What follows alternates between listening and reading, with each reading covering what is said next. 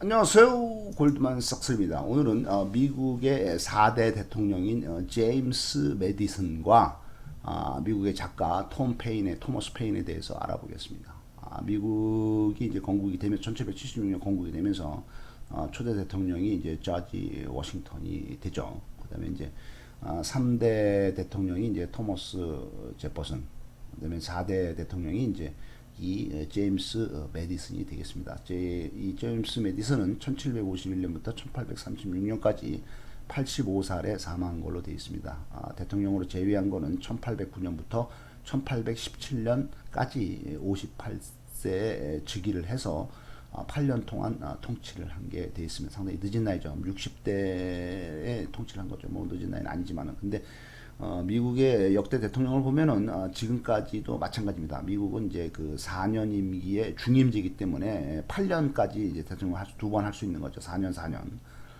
우리나라는 이제 5년 단임이고 5년 한 번밖에 못하게 돼 있죠. 근데 그 미국의 역대 대통령을 볼 것 같으면은 거의 뭐 특별한 경우를 한두 경우를 제외하고는 대부분 8년씩을 합니다. 그러니까 이제 4년 하고 또 재선이 돼서 또 4년 하고 그래서 8년을 하는 게 대부분의 경우고 4년 단임하고 이제 그만두는 경우는 이제 뭐 좀 오히려 적다 이렇게 돼 있고 중간중간 암살되거나 뭐 이렇게 돼서 이제 뭐 짧게 그만두는 사람 대통령도 상당히 많습니다. 그래서 이제 그 제임스 메디슨은 버지니아 출신이죠. 그 미국의 가장 동쪽에 있고 가장 최초의 미국 이민들이 온 그 주 버지니아 주의 하원 의원을 하게 되죠. 그러다가 이제 3대 대통령인 토머스 제퍼슨 헌법을 만드신 분이죠. 토머스 제퍼슨 밑에서 국무장관을 지냈고 토머스 제퍼슨과 같이 미국 헌법의 아버지라고 되어 있습니다. 1787년 36살 때 필라델피아 제헌의회, 그러니까 처음에 이제 헌법을 정하는 의회에 결성자, 이거를 만든 그 의회를 만드는 결성자 그리고 기록자로서의 주도적인 역할을 하게 되겠습니다. 그러니까 1887년, 1776년에 미국이 영국 캔트 승리를 하고 독립한 후에 한 11년 후에 이제 헌법을 이제 만든 거죠. 그래서 이제 그 모임을 주선을 하고 그다음에 또 거기서 이제 헌법을 자기가 이제 직접 초안도 잡아보고 기록도 하고 뭐 이런 사람이 이제 토마스 제퍼슨하고 4대 대통령인 제임스 메디슨이 되겠습니다. 영국의 그 권리장전이 있는데 이거를 그 내용을 상당히 많이 그 내용이 좋기 때문에 이 권리장전을 포함한 미국 헌법을 제정을 하게 됩니다. 하면서 이제 기본 원칙은 정부의 권력을 좁게 규정을 하게 되겠습니다. 정부의 권력이 너무 많으면 뭐 왕이나 마찬가지니까 권력은 최대한 적게 규정을 하면서도 국가를 운영할 수 있는 기초를 마련하게 되겠습니다. 종교적인 관용과 정치적인 자유를 천명을 하고 이거를 하고 나서도 이제 계속 버지니아 하원 의원을 하게 되겠습니다. 1801년 50살 때는 국무장관을 하게 되겠습니다. 1809년까지 약 9년간 하게 되죠. 그러니까 9년 동안이라는 요 기간, 1801년부터 국무장관 9년 동안 한 기간이 바로 이제 3대 대통령인 토머스 제퍼슨 밑에서 그 이제 한 거죠. 그 국무장관을 그러다가 이제 대통령이 된 거죠. 그러니까 그다음에 이제 1803년 요 이제 자기 국무장관을 하는 기간 중에 1803년에 53살일 때 프랑스의 나폴레옹이 이때 한참 그 맹위를 떨칠 때죠. 전 유럽을 정복을 하고 뭐 완전히 유럽을 이제 확 잡고 있을 때죠. 나폴레옹이 승승장구를 할 때 나폴레옹이 이 전쟁을 유럽을 전부 정복을 하면서 뭐 러시아까지 공격을 하지만은 정복을 하면서 전쟁을 하려면 돈이 많이 들죠. 군인들 뭐 먹여 살려야지, 재워야지, 뭐 무기 사야지, 뭐 돈이 뭐 엄청나게 들기 때문에 나폴레옹이 결국에는 그 신대륙에 갖고 있던 그 아메리카 대륙에 갖고 있던 그 식민지 루이지애나, 그러니까 뭐 미국의 거의 한 반, 거의 한 미국 중부의 거의 대부분 반, 미국의 한 거의 한 3분의 1, 뭐 엄청나게 큰 그 루이지애나 땅을 이걸 팔아야 되겠다. 그래서 돈을 마련해야 되겠다 해서 나폴레옹이 이 땅을 이제 미국에다 팔죠. 1803년에. 그때 이제 53살일 때 얼씨구나 하고 이 땅을 미국이 싸게 사게 되겠습니다. 이때 그 토마스 제퍼슨하고 이 그 제임스 메디슨은 의회의 승인을 받아야 되는데 뭐 의회 승인도 거의 무시하다시피 하면서 전략적으로 정확하게 요거를 매입을 하는데, 이 사람들이 이 자기네 개인적인 이익을 위해서 한 거는 전혀 없고, 국가의 장래와 미국의 발전을 위해서 그다음에 이거를 이제 산 거죠. 아주 신속하게, 그리고 아주 전략적이고 아주 국가의 미래를 생각을 해서 뭐 어떻게 보면은 나라의 충신이라고 볼 수 있는 거죠. 국가를 위해서 아주 좋은 일을 하고 아주 큰 일을 해낸 거죠. 뭐 무슨 뭐 상을 줘야 되는데, 이런 거 갖고 이제 또 우리나라에서 또 이제 뭐 여당과 야당과 서로 부딪혀가지고 뭐 무슨 뭐 속임수 썼느니, 보고를 안 했느니, 뭐 절차가 누락돼 있느니, 뭐 이렇게 따지다가는 그 나라 꼴이 말이 안 된다는 거죠. 꼭 필요할 때 꼭 그 나라의 발전을 위해서 뭐 밀고 나갈 때는 밀고 나가서 뭔가 일을 해놔야 되는 거지. 또 그것도 뭐 맹기작거리다가 또 뭐 안 하고 그러면은 결국 나라 꼴이 발전이 안 되고 맨날 고모양 고꼴이 되고 뭐 되는 거죠.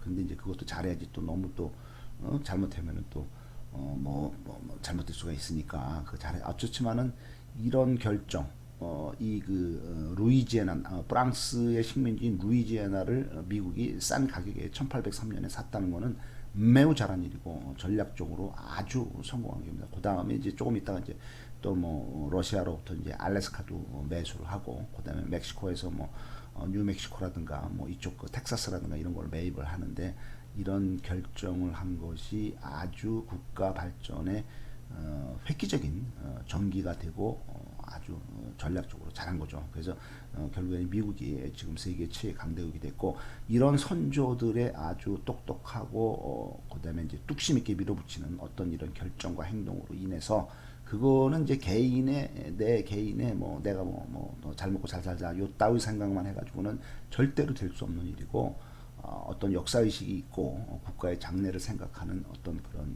어떤 좋은 사람들, 뭐 이런 사람들에 의해서 되기 때문에, 이 사람들이 한 그 행동으로 인해서 50년이 지나고 100년이 지나고 뭐 200년이 지나고 그 후손들이 지금 미국이라는 최강대국의 혜택, 최강대국에서 잘 먹고 잘 살게 된 거는 이런 선조들이 계셨기 때문이라고 생각될 수가 있게 되겠습니다. 1814년 63살 때 영국 군대가 수도 워싱턴을 점령을 하고 백악관을 불태우게 되겠습니다. 1776년에 미국이 이제 영국에서 독립을 한 후에 뭐 거의 한 뭐 50년이 지났는데도 아직도 영국군하고 미국군이 사방에서 충돌을 하고 부딪히고 있었던 거죠. 그래서 1814년에 겨우 63살 때 영국군이 워싱턴을 점령을 하고 백악관을 불태웠습니다. 미국 민병대가 백악관을 회복을 하고 복구 작업을 하는데, 이 복구 작업을 할 때 이 관저 빌딩과 외벽을 흰 페인트로 칠을 했다고 합니다. 이때부터 이제 백악관 화이트하우스라고 불리게 된 거죠. 1826년 75살 때 버지니아 대학교 총장이 되어서 죽을 때까지 10년 동안 버지니아 대학교 총장을 하게 되겠습니다.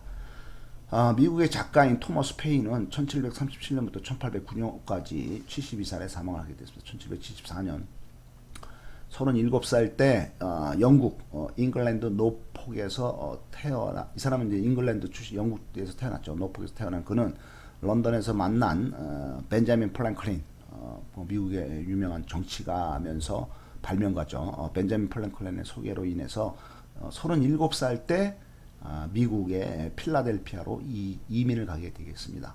1976년 39살 때 미국으로 이민 와서 2년 만에 상식론이라는 책을 출판을 하면서 커먼 센스죠. 커먼 센스, 상식론 출판을 하면서 이게 이제 베스트셀러가 되면서 대박이 나게 되겠습니다.